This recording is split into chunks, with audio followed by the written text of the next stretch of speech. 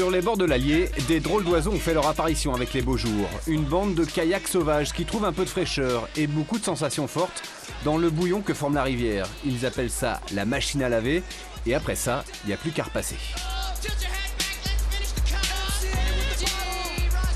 Le plaisir, c'est un peu comme en surf, on envoie des figures en vague, on arrive à essayer de prendre de la hauteur, surtout dans nos figures. Les plus simples, ça va du 180, 360. Et après, il y a des trucs plus durs comme Cartwheel, Space Godzilla. C'est vraiment la sensation de glisse qu'on a sur l'eau.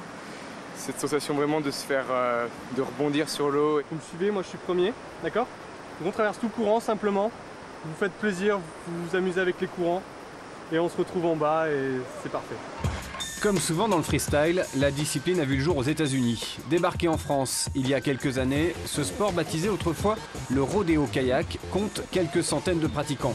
À Pont-du-Château, l'activité est proposée aux plus jeunes. Seule condition pour pratiquer, du courant, une belle vague et un kayak raccourci à fond plat.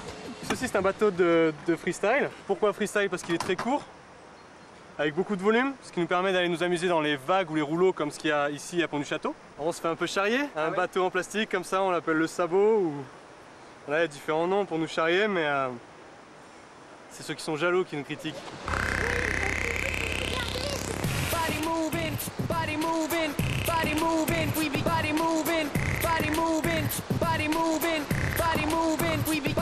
Il y a beaucoup de sensations fortes. On fait des stops, des backs, et des traversées de courant, des rappels aussi, c'est pour tourner, enfin c'est bien. Faut pas avoir peur, faut pas stresser.